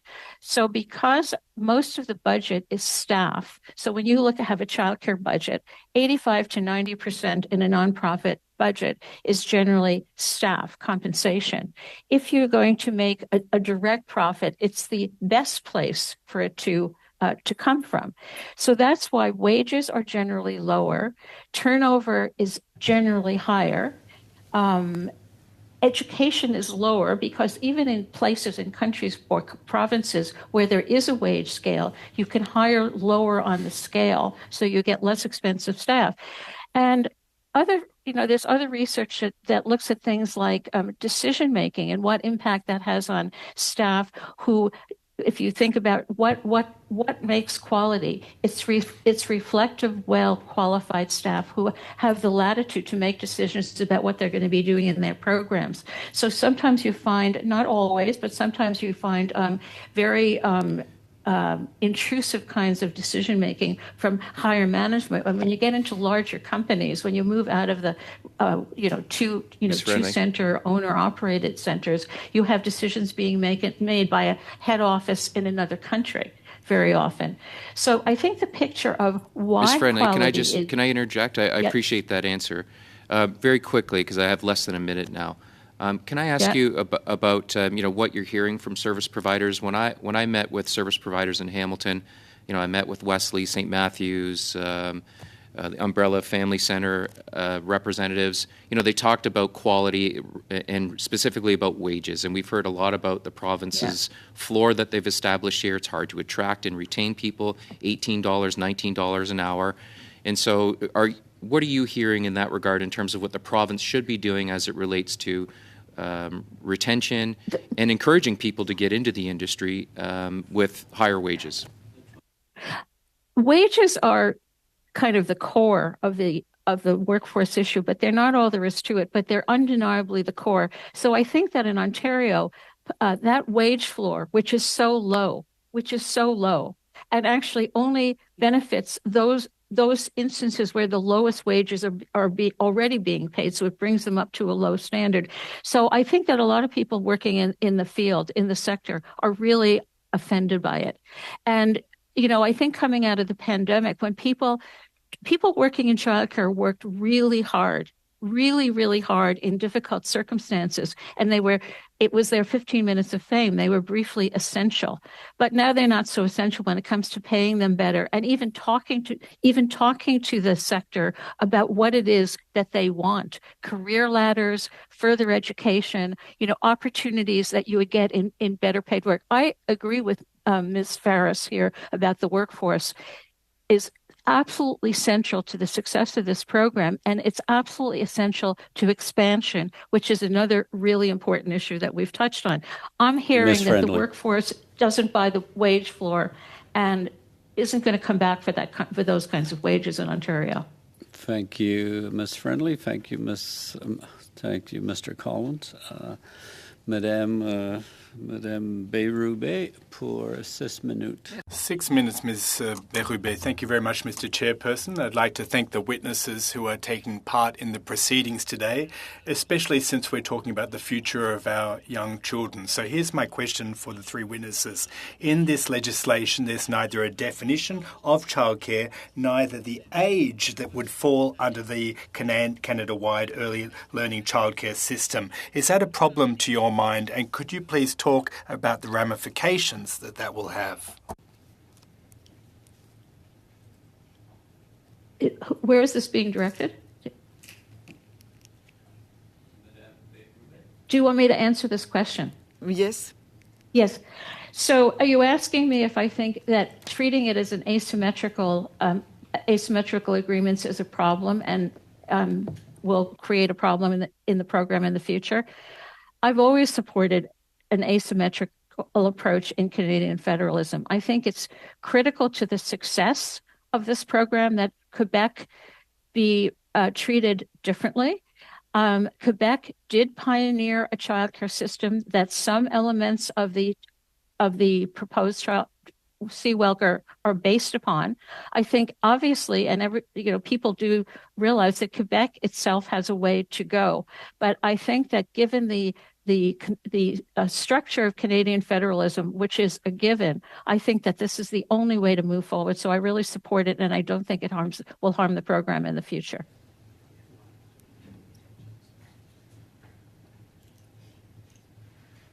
Madame Friendly? Ms. Friendly? Yes. Excusez. Madame Ms. Farris, I'm sorry. I apologize because I didn't hear the beginning of the question. My interpretation function wasn't on properly. Is it possible to have the question restated, please? Oui. So in this legislation, there's no definition of childcare or the age under the CWELC plan. In your opinion, is that problematic? And could you please talk about the ramifications that will have? So in terms of the age in the CWELC program, they're aiming specifically for children ages 0 to 6. Any child over the age of 6 is not eligible for any kind of fee reduction. Obviously, we still provide care for those children, but they're not eligible for the fee reduction. So as I mentioned earlier, it makes it a big inequity for those families who have children who are school age versus children who are in some of our younger full day programs. Even children who are in the same program where one child is in junior kindergarten and therefore under the age of 6, therefore eligible for fee reductions, the family's paying more for the exact same care for their school age child. Madame I think it creates Ms. Hannon? quality to them. Ms. Hannon. Merci. Madame Annan? I don't disagree with what the previous panelist has said at all. I think that's correct. Parfait. Good. Are there any missing parts that should be added to Bill C-35? And do you have any concerns about Bill C-35 as it stands? Madame Friendly? Ms. Friendly.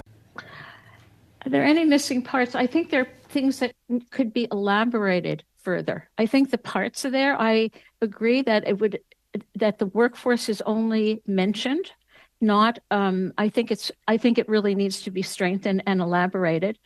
I also think it's something that's missing is any kind of a recognition of the idea of inequity in that there's nothing to really ensure that low-income families or vulnerable families who are not in the childcare picture as much now, will really have any opportunity to really become part of it. And I'd like to see that discussed a little bit more. And I think that some of the definitions and the principles actually could be strengthened. I don't see things that are missing, but I think I see a number of places that are quite important that could be elaborated. Oh, and I guess expansion. I'm not sure how to do this in a bill. I thought about it, but I would see. I would see much more of it. This is why I said this about an obligation on the part of the federal government to ensure that childcare is available, which is actually something that other countries have done that has actually been quite effective in when you have the correct structure in motivating expansion, structuring expansion in a much public and planned way. So those are things that I see are in there, but only touched upon that could be elaborated upon. Madame Anna. Ms. Hannon, what do you think? Are there missing components to the bill? I guess all I would be somewhat concerned about is that I think we have to be a little bit careful about inequities in that there are very, very lengthy waiting lists. And right now, people who have a space, they keep that space. But we can't create spaces fast enough to serve all of the other folks, particularly the families who really, really need childcare in order to put a roof over their heads. So I think, system expansion, if we can't do it quickly enough, certainly leads to a level of inequity. And I hate to hear reports already that we're getting from operators. Some quite well-off families are using the less expensive spaces because their spaces have become less expensive under the universality element of this program. They're using those spaces almost as drop-in care instead of really, I mean, they're using it as drop-in care. They don't actually need the space. And yet you've got other families, they desperately need the space in order to go to work and support their children. So there's some inequity there, and I'm not sure how to solve that actually in the bill. Roubaix. Fini. Finished. Ms. Gazan for 6 minutes, and that will conclude this round. Thank you so much, Chair.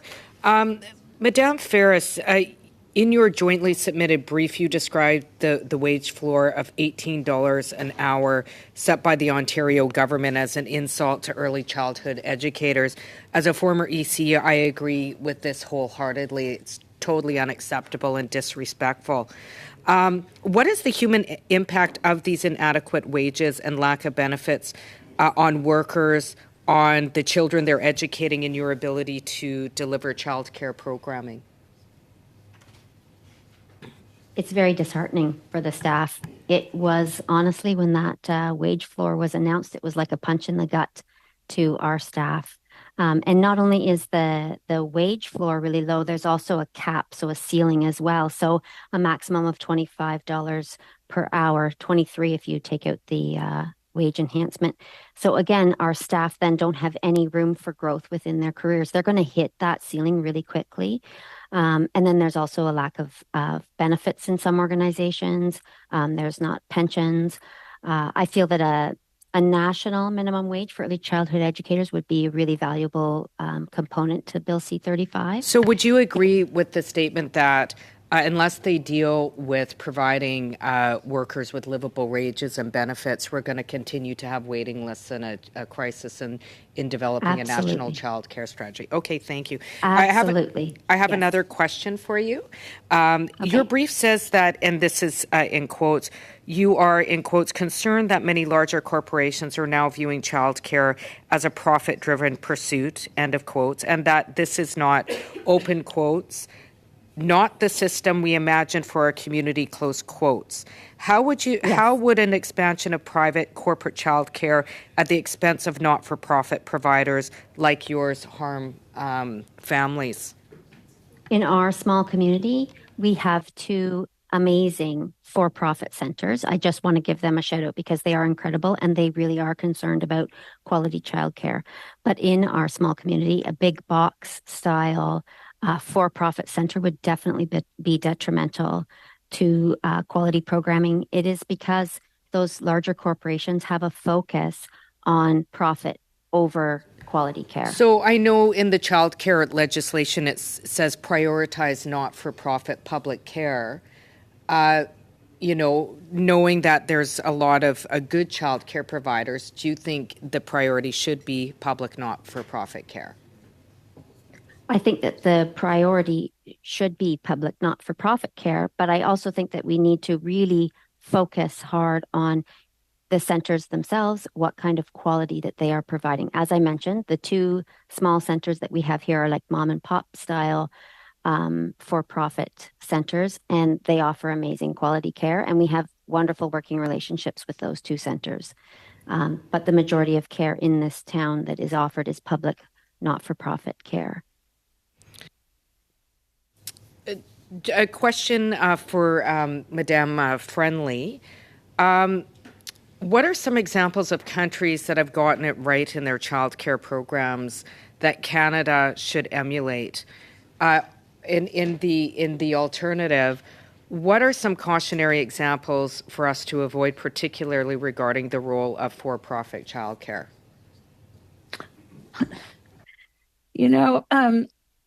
Actually, the countries that always come out the best in international rankings, organizations like UNICEF and the OECD, are actually the Nordic countries, particularly Sweden and Iceland, actually. And so, are they perfect? I wouldn't argue that they're perfect, because if you talk to people from these countries, there are things that they don't like. The countries that always do the worst are the countries where they have a childcare market, where they haven't developed, where in our 1 year that this has been in play, this is only the first year. So you take those countries and they've been developing their childcare systems for years. Some of them there are written descriptions of how they did it, what were the setbacks, what were the pitfalls, what did they do right. There's a great one about Sweden and how it developed. It's not perfect, goes up and down. The countries that do the worst, and I will comment on the for-profit issue here, are the countries, Australia, which is probably the best known example of a country that became dominated by large corporate firms even before the private equity companies got into the game. New Zealand is right now in the news because private equity firms that just want to asset-ize childcare, they're not even childcare companies, they bought them up. The reason that it's a problem to have small, better quality childcare that can be bought up is because that's mostly the way that these large financializations have occurred of childcare. There's a very big study in the UK of how the money works. Would you be able to submit other examples to committee in a brief? Absolutely. That would be very helpful. Because I have a limited stuff in writing. I have limited time. I have one other question for Madame Ferris. You mentioned in your brief that transparency is vital so that public funds are being spent wisely. Do you support amending Bill C-35 to add stronger reporting requirements so that people know what advice an advisory council is providing the minister, and for the minister's report to include a detailed summary of all information regarding how federal money is being spent? All I can really confirm for you, yes, I agree that there needs to be the transparency of the money that is being spent. Right now, there's a lot of requirements on operators to provide. We have to provide our audited financial statements annually to our CMSMs, and then those are eventually provided to the provincial government, which I then assume is then also provided to the federal government for their review as well. We have a lot of paperwork, as Ms. Hannon pointed out, a lot of paperwork that we have to do on a regular, consistent basis for the CWELC program that is taking away our time from being with the children and our families and our staff and supporting those people that are in our programs. But I do believe that we need to ensure that our public dollars are spent very carefully so that we can assure quality care is still being provided to the children and their families. Thank you, Ms. Gazan, and thank you to the witnesses for your presentations before committee today. We're still in public, so I'm going to use a few minutes to just ask the clerk to give an overview so the witnesses can excuse themselves from the meeting virtually. Again, thank you for your time. There's a few minutes. As you know, committee members, we had two meetings displaced. And at this stage, House Operational gave us three options, which we said yes to all three, and then they come back and said no, and yes. So the one option we have currently is next Thursday evening from 6:30 to 8:30. So as chair, I've scheduled a meeting for next Thursday from 6:30 to 8:30 to continue with the committee with witnesses that will be scheduled then. This is to make up for The Friday meeting that's being this week. Okay. This Friday meeting that's being interfered with the President Biden's visit. Now we're still off one. We're still checking on resources, but I don't have anything to offer the committee at this time. Ms. Gray? So that week would be Thursday, Friday then. Next week we will be meeting Thursday evening from 6:30 to 8:30 and Friday morning as regularly scheduled. Yes, Tuesday is budget. Next Thursday. Yes. Ms. Gray? Thank you, Mr. Chair, and thank you for that information. I appreciate that. At this time, I would like to move the following motion, and I'll just say really quickly. This is a motion that everyone's had for a couple of weeks, and this is our standard motion to call the ministers for estimates. So I'll just read this. Is in order? Mm-hmm. Yes. Yeah, thank you very much. So I'll just read it really quickly. That pursuant to order of reference from the House dated Wednesday, February 15th, 2023, the committee invites the Minister for Employment, Workforce Development and Disability Inclusion, the Minister of Families, Children and Social Development, the Minister of Housing, Diversity and Inclusion, the Minister of Labour, Minister of Seniors to appear for no fewer than 2 hours each regarding the supplementary estimates C 2022 to 2023 and the main estimates 2023 to 2024, that relevant department officials be invited to appear with the ministers at the same meeting, including the respective chief financial officers, that these meetings take place as soon as possible but no later than April 28th, 2023. Thank you. You've heard the motion. It is in order. Discussion, recognizing we are running low on time. Any discussion? Yes, thank you, Mr. Chair. I got some thoughts. I think that if you add up or take a quick look at how many meetings we have left to the end of the year, I think we're looking at probably between 12 and 14 meetings. And, time will move quickly on us. And we have a lot we still need to do. So I would respectfully like to suggest an amendment to MP Gray's motion.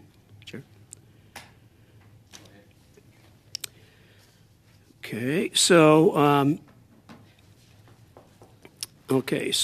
Do you want me to read the whole thing out and then throw this in, or just the amendment? You have the floor. It's your option to make an amendment if you choose. So after the Minister of Labour, the Minister of Seniors, for all ministers to appear during the same meeting with one panel composed of 3 ministers and a second panel composed of 2 ministers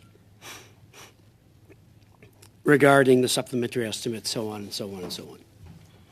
I mean, we, in past years, we've had meetings with 4 ministers at one meeting. So to me, to take up 5 meetings with these ministers, what's that? Yeah, I mean, for me to take up 5 meetings, almost over 30% of our time for the ministers, I mean, we've had ministers here. Yeah, but regardless, I think we've had the availability of ministers joining HUMA so far, certainly to a level I've never seen. I think their accessibility has been really, really good. So again, I think that instead of having 5 meetings tied up with ministers, again, with my amendment, I think we have 3 and 2 for one meeting, and they appear no later than May 31st. Okay, you have the amendment. Debate on the amendment. Ms. Falk, on the amendment. Thank you very much, Chair. I think there's other ways this committee can be more responsible with time, like doing scheduling and planning in a subcommittee. So I think there's other areas that can be trimmed through you, Chair, to Mr. Long, as opposed to skirting ministerial accountability. At minimum, I mean, these are main estimates. I don't see why we can't have time with the appropriate ministers on something that is specific with main estimates. Thank you. Ms. Gray, did you have your hand up? Then Ms. Gazan. Ms. Gray first, and Ms. Gazan. Thank you, Mr. Chair. So just as a reminder that this is supplementary estimates and main estimates. So this covers a wider range than just one of those. And we have to remember too that yes, we have had ministers here, but they have been ministers that have been relating specifically to legislation. So that's been appropriate, and they have come, and it's their legislation, so it makes sense. We also had a Liberal motion that was in housing, that was a great study that we did. So everything that we've done here has been, and then we had the estimates ministers as well. So this is just normal practice, and it's very reasonable to have them. And this committee just happens to have this many ministers. There's other committees that might only have one. That's just the way this is. So perhaps we can even look at scheduling extra meetings if we need to, but this is just a normal course of business. And I am open to an amendment to potentially move this to May 12th to give us a little bit more time. Of course, we don't want to do anything to delay the work that's being done at the committee on legislation like Bill C-35. But that's something that we can look at. It also allow more scheduling time for ministers. But those are my comments. Thank you. Thank you. We are in discussions on the amendment, and the legislation takes precedent over anything else we do. So we will stick with that. Ms. Gazan, and we have House Resources until 6 o'clock, which we will adjourn at 6 if the discussions So continue. I will talk for 5 hours, Ms. Gazan? Chair. I'm just kidding. No, with all due respect, I mean, this national child care plan, Canadian families are waiting for it. And so I feel really cautious about having all those meetings. I'd like to get this legislation done. I'd like to get it off the docket. We know that we have a limited amount of sitting weeks. I think everybody's anxiously waiting for us to finish and get to work. And so I would support the amendment posed by Mr. Long to extend that so we can get this legislation to the Senate in a timely fashion and back on the floor.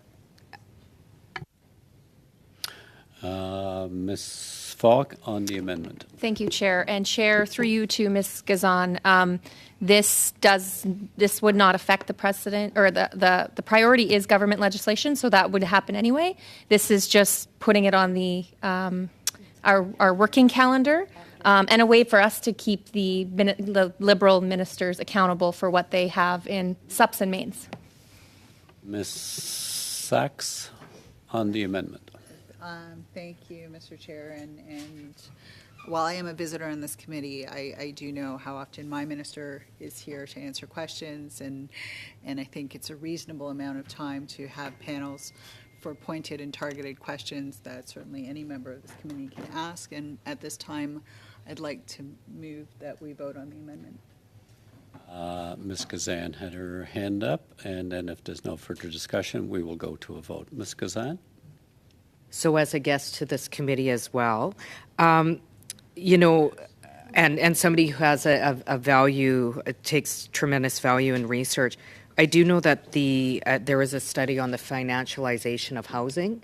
We have a housing crisis in this country. I think it's important that there's an appropriate time to facilitate that study. And so for that reason, I would support the amendment. Thank you. Seeing no further discussion, I will ask the clerk to call a recorded vote on the amendment of Mr. Long. Mr. Long? Yes. Ms. Sachs? Yes. Mr. Collins? Yes. Mr. Coteau? Yes. Mr. Van Bynen? Yes. Ms. Gray? No. Mr. Aitchison? No. Ms. Falk? No. Ms. Ferrari? No. Madame Bérubé? No. Et Ms. Gazan? Yes. Vote's over. Yes pour 6, nays contre 5.